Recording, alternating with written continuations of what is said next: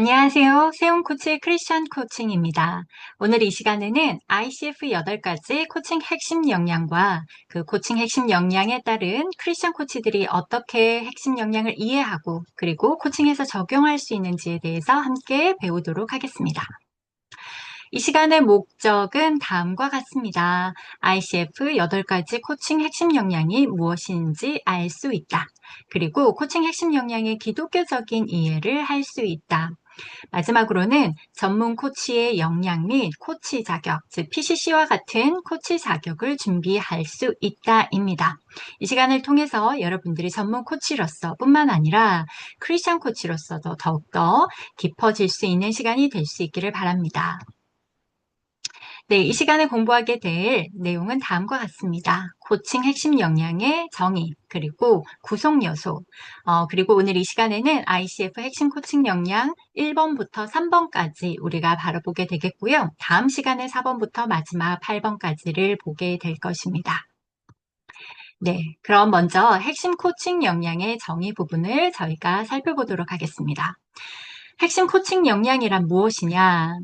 라고 했을 때 우리 황현우 또 도우미 양은 이렇게 이야기했습니다. 전문 코치로 활동하면서 필요로 하는 핵심적인 코칭 역량들에 대한 지식과 그것을 실제 적용할 수 있는 기술, 그리고 이것이 숙달되어 나타나는 삶의 태도라고 이야기를 했습니다. 아래 표시를 보시면 핵심 역량 competences란 지식과 기술과 그리고 태도라고 이렇게 나와 있네요. 네, 또 다른 전문가는 역량에 대해서 다음과 같이 그 정의를 설명하고 있어요. 어떤 일을 해낼 수 있는 기량을 의미하는 것이다. 그리고 어떤 역할을 수행하는 데 있어 긍정적이면서도 성공적인 결과를 가져오는 내적인 특성이다. 라고 이렇게 말을 합니다. 또 다른 전문가는 역량에 대해서 개인이 가지고 있는 심리 사회적 기술을 바탕으로 자신에 대한 성취와 그에 따른 효과적인 행동이 가능하도록 하는 능력을 의미한다라고 했습니다. 여러분들의 핵심 코칭 역량, 특별히 역량과 관련하여서 어떤 의미인지 정리가 되셨나요? 네, 핵심 코칭 역량은 다음과 같이 이렇게 개발이 되었는데요. 현재는 우리가 ICF 핵심 코칭 역량이라고 하면 8가지가 당연하게 여겨지지만 이것이 업데이티드 8가지로 시행이 된 지는 사실 불과 몇 년 되지 않았습니다. 그전에는 11가지 코칭 핵심 역량으로서 1998년에 처음 개발되어 시행이 되다가 다양한 또 임상 전문가들과 또 다양한 코칭의 전문가들이 또한 현장에 계신 전문가들이 같이 개발을 하면서 이것을 8가지로 통합하여 다시금 시행하게 되었습니다. 우리 한국코치협회도 그 이후에 8가지 한국코치협회 핵심 역량을 개발하여서 지금 현재 시행 중에 있죠. 이 핵심 코칭 역량이란 코치가 성장, 발전하기 위해서 단계적이고 또한 체계적인 코칭 역량이 필요하다라는 그런 전제하에 시작이 되었는데요. 코칭 철학을 바탕으로 코칭을 능숙하게 할 수 있는 여러 가지 스킬과 접근 방법을 지원하기 위해서 개발되었습니다. 이것은 코치가 따라야 할 프레임워크를 제공하며 또한 효과적인 코칭을 위한 뼈대가 됩니다. 아래 말도 비슷한 말이죠. 또한 코치 자격 인증을 위한 근간이 됩니다. 때문에 오늘 여러분들 강의를 듣고 또한 다음 강의를 연이어서 듣게 되신다면 핵심 코칭 역량, 특별히 ICF 관련된 시험, ACC와 PCC와 MCC를 준비하시는 분들에게는 많은 도움이 되시리라 생각이 됩니다. 코치들은 이 코치로서의 전문성을 지속적으로 개발할 수 있어야 되는데요. 이 핵심 역량을 기준으로 또 개발할 수 있는 그런 또한 근간이 됩니다. 역량은 경험과는 좀 다릅니다. 경험은 시간과 연습에 반복적으로 생기면서 일어나는 어떤 부분들이라면 이 역량은 그러한 경험들이 계속 될 뿐만 아니라 숙달이 되는 상태를 역량이라고 볼 수 있겠습니다. 네, ICF 핵심 코칭 역량의 구성 요소를 보도록 하겠습니다. 앞서도 말씀드렸지만 이 코칭 핵심 역량에는 다음과 같은 특징이 있습니다. 논리적으로 비슷한 성격을 지닌 역량들을 묶어서 4개의 그룹으로 나누는데요.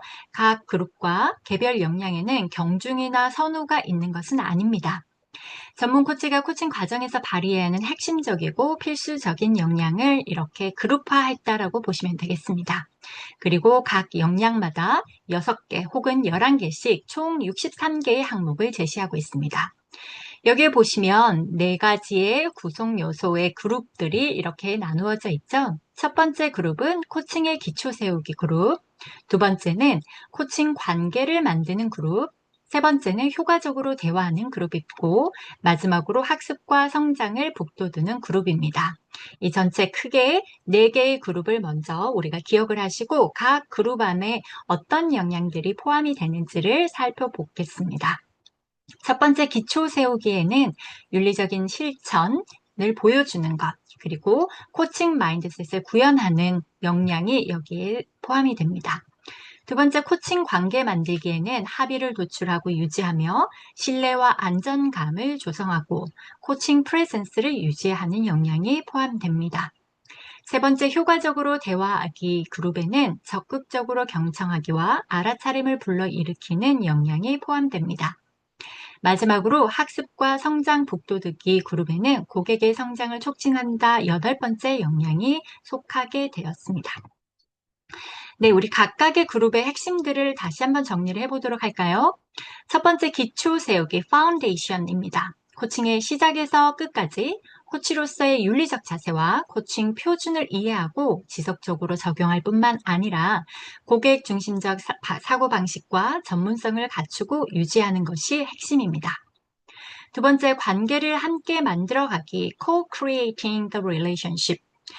함께 관계를 만들어가는 것이 핵심인데요. 코칭 전반에 걸쳐서 합의를 도출하고 신뢰와 안정감을 조성하며 늘 개방적인 자세로 깨어서 고객과 함께하는 코치로서의 프레젠스를 유지하는 그러한 핵심이 여기에 담겨 있습니다. 세 번째, 효과적으로 대화하기, communication effectively입니다. 대화하고 소통하긴 하는데 얼마나 효과적으로 대화할 수 있는가? 이것은 적극적인 경청으로부터 시작한다라고 이야기를 하고요. 강력한 질문과 또한 직접적인 커뮤니케이션을 통해서 알아차림을 불러일으키는 핵심들이 이 그룹에 속합니다. 마지막으로 학습과 성장을 북돋우기, cultivating learning and growth 단계입니다. 코칭이 결과 중심에서 훨씬 더 성장 및 과정 중심 또한 과정 중심으로 이동하는 그런 모습을 이 단계에서 볼 수 있고요. 또한 행동 중심에서 사람 중심으로 초점을 전환하여서 고객의 지속적인 성장을 북돋아 고객의 목표를 수립하도록 돕는 단계가 또한 그 그룹이 마지막 단계라고 볼 수 있겠습니다. 자, 여기에 8개의 그림이 있습니다. 저희 지인 코치님께서 8가지 핵심 코칭 역량에 대해서 이렇게 그림을 그려주셨습니다. 제가 허락을 구하고 이 그림을 한번 사용하고 있는데요. 이 그림은 ICF 코칭 8가지 핵심 역량과 그에 따른 또 이제 크리스천 이해에 대한 부분들을 계속적으로 해 나갈 때 이 그림을 하나하나씩 사용해 보려고 합니다. 여기 왼쪽 상위부터 이제 역량 1번이 있고요. 그 다음에 가운데 2번, 3번, 이렇게 4번, 5번이 이렇게 진행이 됩니다. 각각의 그림이 어떤 것을 좀 의미하고 어떤 역량을 좀 핵심적으로 반영해주고 있는지는 하나하나 살펴보도록 하겠습니다. 네, 첫 번째 역량입니다. 윤리적 실천을 보여준다. demonstrates ethical practice입니다. 첫 번째 그룹 기초 세우기에 속하는 역량이지요. 이 역량은 ICF 윤리 강령과 윤리 강령의 적용이 코칭 전반에 걸쳐서 숙지되어야 하며 전문 코치로서의 윤리 강령과 일치하는 코칭을 보여주며 코치 역할의 일관성을 유지해야 한다라는 내용이 여기에 포함이 됩니다. 요리사가 요리를 하고 있습니다. 요리사가 요리를 하는 모든 전반적인 모습, 뒤에 보면, 깨끗하게 씻는 싱크대도 있고요. 잘 준비된 재료들도 있고요. 실제 요리를 하는 그런 장면들을 앞에 큰 카메라가 보이시죠? 또한 뒤에는 많은 사람들이 지켜보고 있네요. 코치가 고객과 1대1로 한다고 해서 마음대로 코칭을 해서는 안 되죠. 때문에 그런 윤리적인 실천들을 잘 보여줄 수 있어야 하고 이것은 코치와 고객 간의 신뢰감을 형성하는 데도 또한 중요한 부분이 될 수 있습니다. 네, 윤리적 실천을 보여준다. 첫 번째 역량의 정의는 다음과 같습니다. Understands and consistently applies coaching ethics and standards of coaching 이라고 이야기하는데요.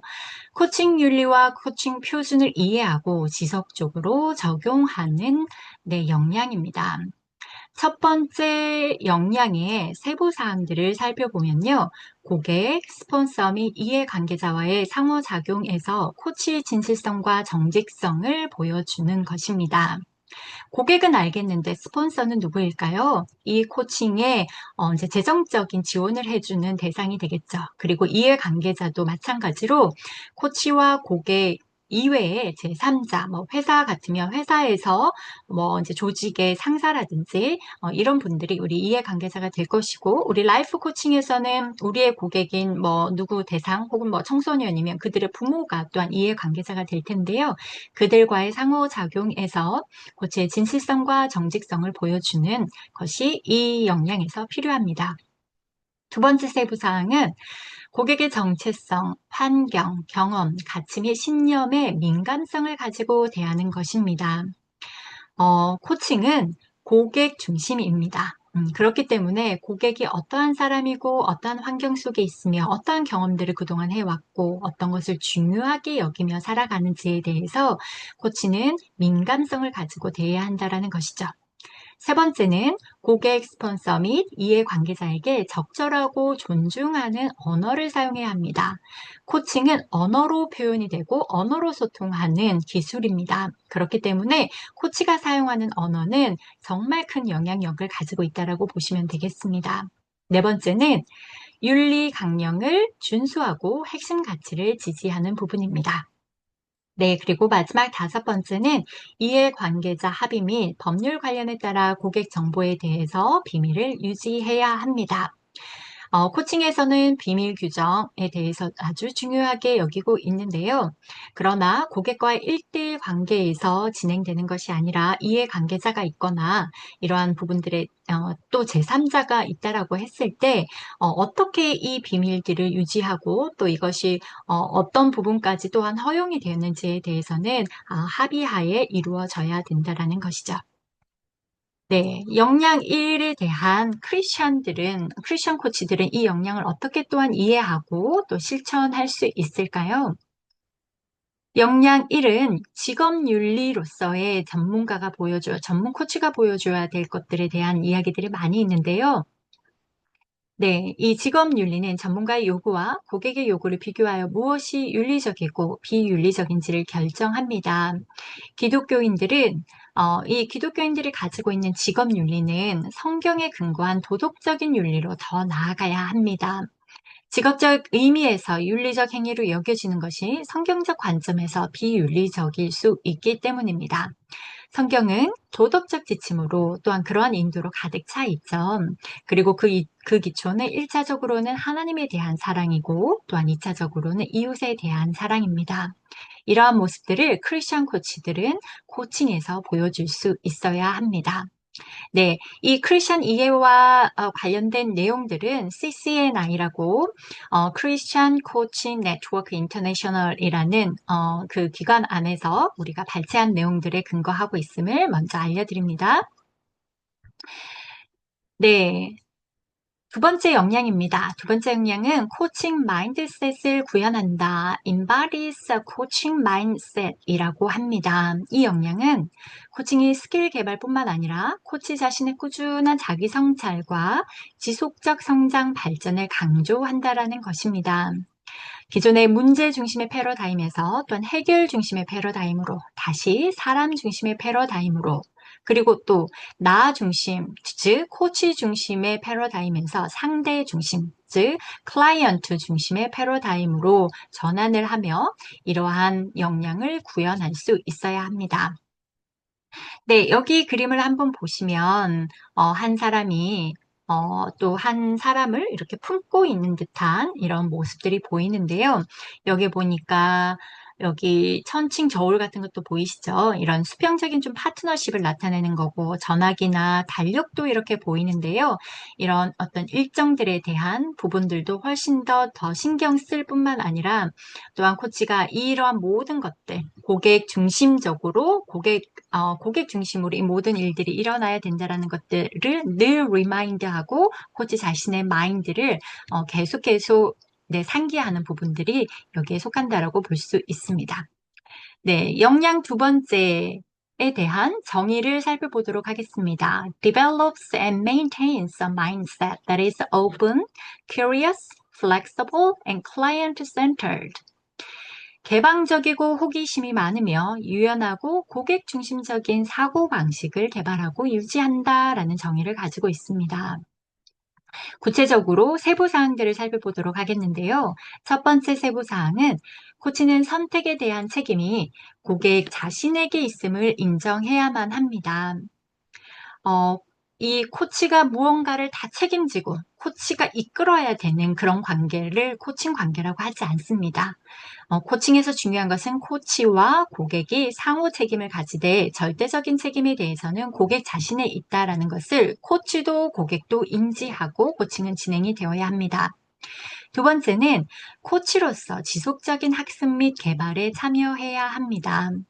코치가 성장하는 모습, 또한 코치가 고객에 대해서 혹은 모든 또한 여러 가지 상황들에 대해서 모든 것을 알 필요는 없지만 코치의 지속적인 학습은 코치 스스로의 역량과 지식과 또한 태도들을 더 업그레이드 할 수 있는데 중요한 포인트가 되죠.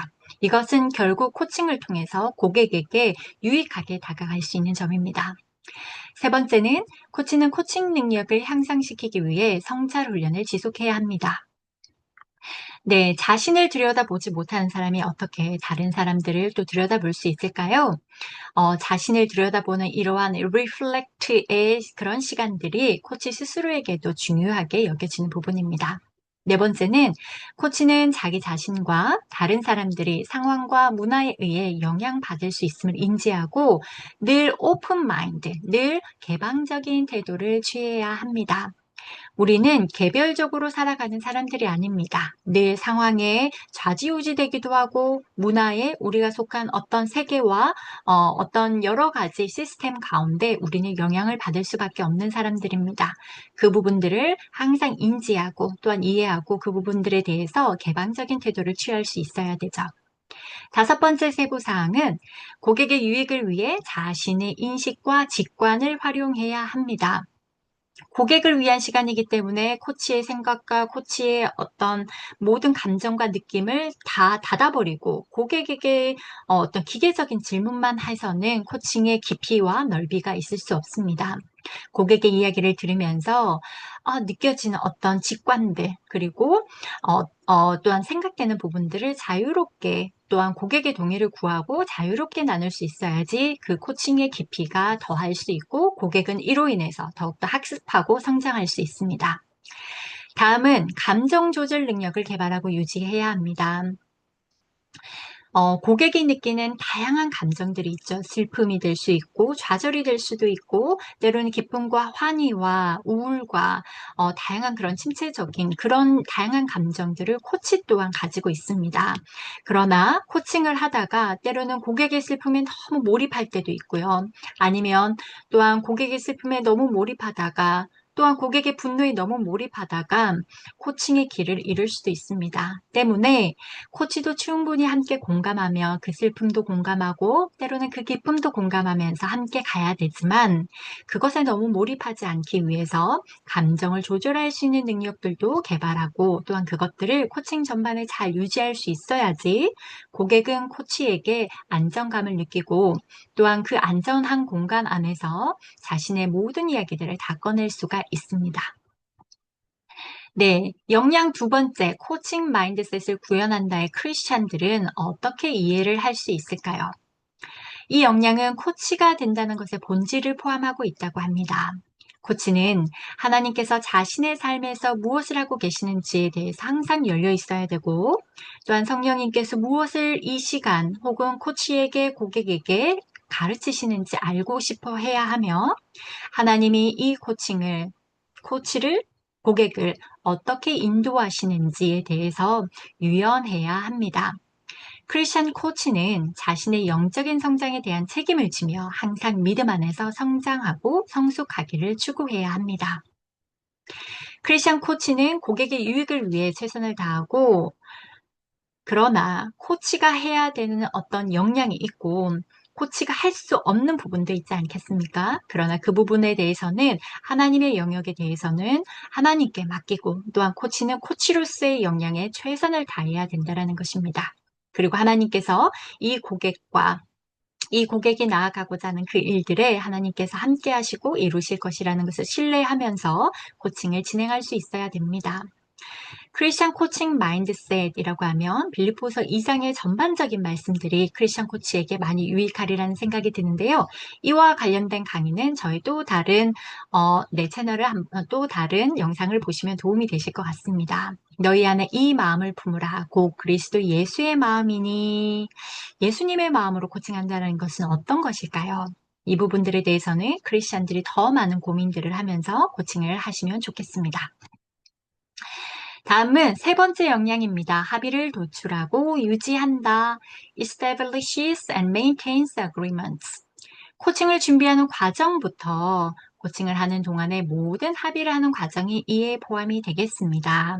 여기 그림에도 보시면 두 사람이 나와서 서로 어떤 일들을 하는지 무엇을 하는지에 대한 이야기를 하고 서로 웃는 모습으로 지금 agreement, 합의를 해가는 모습이 보입니다.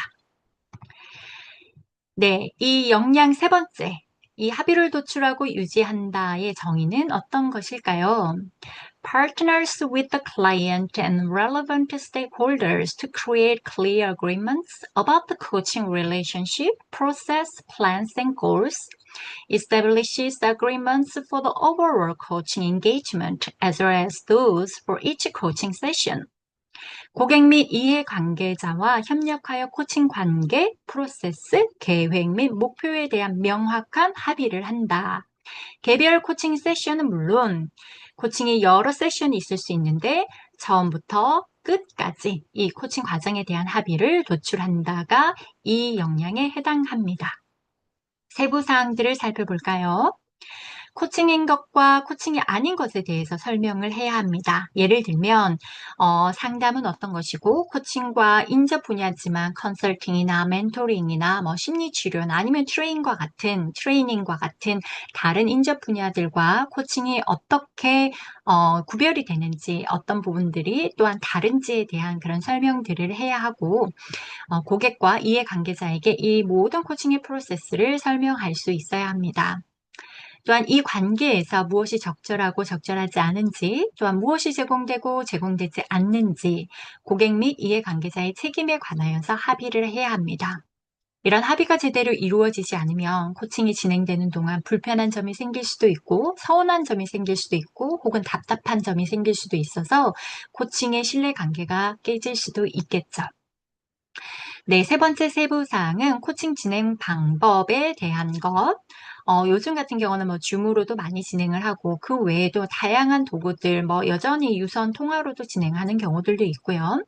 그런 코칭의 여러 가지 방법들, 그리고 비용은 어떻게 진행을 해야 되는지, 코칭의 일정은 어떻게 될지, 1주에 한 번 할지, 아니면 이틀에 걸러서 한 번 할지, 아니면 2주 간격으로 할지, 코칭 전체 기간은 3개월일지 6개월일지, 언제 종교를 할지, 어떻게 종교를 할지, 비밀 보장은 어떻게 할지, 또한 이 코칭에 다른 사람을 포함할지 말지와 관련된 모든 특이사항에 대해서 합의를 합니다. 또한 네 번째 세부사항은 고객 및 이해관계자와 함께 전체 코칭 계획 및 목표를 설정할 수 있어야 됩니다. 단기 코칭일 경우에 1, 2에 맞출 수도 있지만 요즘은 장기 코칭을 많이 진행을 하는데요. 이제 3개월 코칭 아니면 많이 하시는 분들은 1년, 2년, 3년 이렇게도 코칭을 진행하고 평생토록 주기적으로 이렇게 코칭을 받으시는 분들도 요즘엔 또 많이 계시다라고 들었습니다. 그럴 경우에 우리가 끝은 알 수는 없지만 그래도 우리가 코칭 방향이 어떻게 흘러갈 것이고 이 코칭의 목표가 어떠하기를 바라는지 궁극적인 목표 혹은 중간 목표, 세부 목표들을 함께 설정할 수 있으면 이 코칭이 전체적으로 잘 진행될 수 있을 것입니다. 마지막으로 고객과 코치 간에 서로 맞는지, 우리가 소위 말하면 케미라고 하죠. 이 케미가 잘 맞는지를 결정하기 위해서 파트너십을 갖는 것이 필요합니다. 혹시라도 이러한 케미가 맞지 않고 만나면 만날수록 불편한 관계라면 사실 서로에게 성장이 되기가 쉽지 않을 것입니다. 그리고 코치와 고객은 언제라도 서로 이 코칭 관계를 스탑할 수 있다는 것에 대해서 먼저 오픈하여서 이야기를 한다라면 더욱더 그 신뢰 관계를 가지고 안전하게 또한 편안하게 이런 코칭 관계를 진행할 수 있을 것입니다. 네, 역량 세 번째, 합의를 도출하고 유지한다. 역량에 대해서 크리스천 코치들은 어떤 이해를 가지고 있어야 할까요? 경계를 설정하고 코칭 관계 전체의 기대치를 안내하며 각 코칭 대화의 프레임워크를 설정합니다. 성경적 관점에서 두 사람의 합의는 하나님이 엄숙하게 부르심을 받은 언약 관계로서 인정을 합니다. 하나님께서 한 사람을 만나게 하셔도 우리는 우연이라고 여기지 아니하고 하나님이 보내신 한 사람이라고 생각을 하면서 하나님과의 언약 관계 안에서 또한 이 사람과 고객과 코치와의 관계 하나님께서 증인이 되시는 것을 알고 이 관계를 또한 이 관계에서 이루어지는 모든 것을 정말 신중하고 또한 엄숙하게 합의할 수 있어야 합니다. 고객과 하나님과의 관계 및 고객을 위한 하나님의 부르심과 계획을 편안하게 언급합니다. 이것을 가지고 부담을 주거나 그러면 이것이 예를 들면 어떤 교회 성경 공부라든지 아니면 교회 무슨 세가족 공부라든지 그런 공부의 시간이 아니지 않습니까? 코치가 뭐 기독교적인 어떤 사상이나 어떤 신념이나 믿음을 강요하거나 가르치는 자리가 아니지 않습니까? 그렇기 때문에 편안하게 그 관계를 형성하는데 하나님의 부르심과 계획을 조심스럽게 혹은 편안하게 이렇게 언급할 필요가 있겠습니다. 고객과 계약하여 세션에 기도를 통합할지 여부나 시기 및 방법도 선택할 수 있습니다. 크리스찬이라고 해서 코칭에 기도가 있어야 된다, 당연히 있어야 된다라고 생각하지는 않을 것입니다. 기도가 오히려 불편하거나 부담이 될 수도 있죠. 그렇기 때문에 아주 사소하게 여겨지는 거라 하더라도 아니면 코칭 안에서 뭐 성경 말씀을 언급한다든지 아니면 찬양을 한다든지 이런 부분들에 대해서도 조심스럽게 고객과 합의하에 이루어져야 됩니다. 마지막으로 코칭 대화 중에 고려할 수 있는 주제와 신앙 요소 간의 가능한 연결을 탐색하기 위해서 고객과 합의해야 합니다. 앞서 말씀드렸던 것처럼 우리가 고객의 어떠한 특별한 이슈에 대해서 이야기를 하고 있는데 이것이 고객이 당연히 크리스찬이기 때문에 혹은 코치가 크리스찬이기 때문에 이거를 신앙 요소와 무조건 연결시켜야 된다라고 생각하면 오히려 서로에게 특별히 고객에게 부담이 되거나 혹은 또한 상처가 될 수도 있습니다. 때문에 이 부분에 대해서 신앙적인 요소와 우리가 연결해 볼 수 있을까요? 연결하기를 원하시나요? 와 같이 고객을 존중하면서 고객과 합의하에 모든 대화가 이루어져야 된다는 것을 크리스천 코치들은 늘 가지고 있어야 합니다. 네, 오늘 강의에 대해서 요약을 하자면 오늘은 코칭 ICF 8가지 코칭 핵심 역량에 대한 정의와 구성 요소를 핵심 역량 기준 1번과 3번에 대해서 집중적으로 배우게 되었고요. 그리고 그 역량에 대한 크리스천 이해와 적용에 대해서 배웠습니다. 다른 강의에서 4번부터 8번까지에 대해서 더욱더 살펴볼 수 있겠습니다. 이 강의는 ICF 8가지 코칭 핵심 역량에 대한 세부 사항들 뿐만 아니라 또한 PCC와 같은 코치 자격을 위해서도 많이 도움이 되니까 꼼꼼히 보시고 또다시 복습해서 보셔도 좋을 것 같습니다. 네, 그러면 오늘 이 시간 크리스찬 세움 코치의 크리스찬 코칭 양은성 코치였습니다.